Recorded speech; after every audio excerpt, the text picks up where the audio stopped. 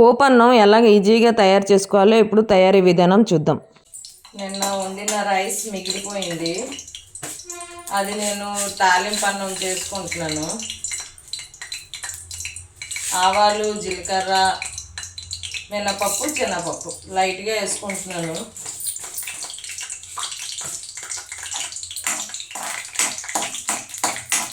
లైట్గా వామ్ వేసుకున్నాను.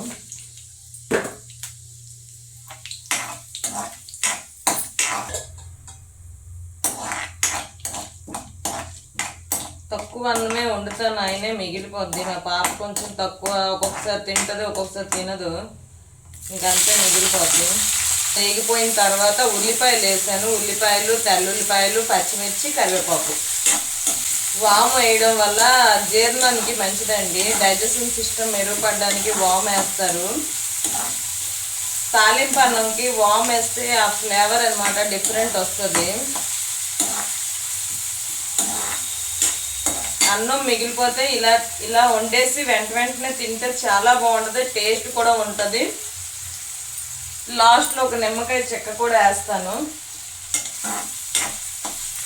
రైస్ వేసాక దానికి సరిపడా సాల్ట్ వేస్తాను.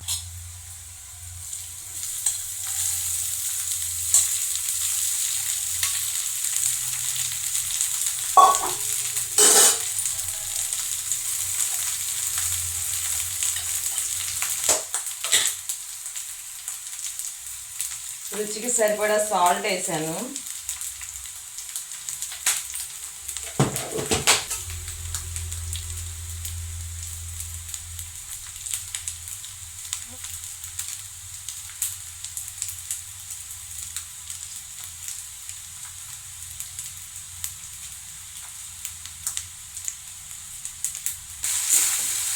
వండిన అన్నం ఉంటే సరిపోద్ది.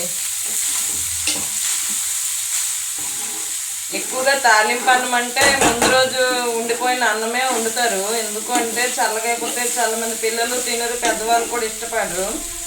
అందుకు అన్నం ఇలా పోపు వేసుకుంటారు.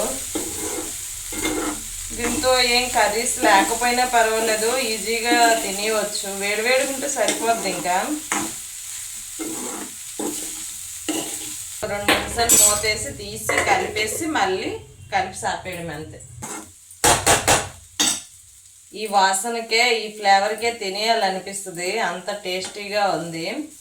స్మెల్ కూడా చాలా బాగా వస్తుంది. మీరు కూడా మిగిలిపోయిన అన్నం ఉంటే ఇలా ట్రై చేయండి, పిల్లలే పెట్టండి. ఒక బ్రేక్ఫాస్ట్ రెసిపీలా అయిపోద్ది అనమాట. అటుకులు ఉప్మా ఎలా తాలింపు వేస్తామో అట్లనే అటుకులు ఉప్మా కన్నా ఈజీగా చాలా ఫాస్ట్గా అయిపోద్ది. మీరు కూడా ట్రై చేయండి. మీకు మన ఛానల్ నచ్చితే లైక్, షేర్ అండ్ సబ్స్క్రైబ్ చేసుకోండి.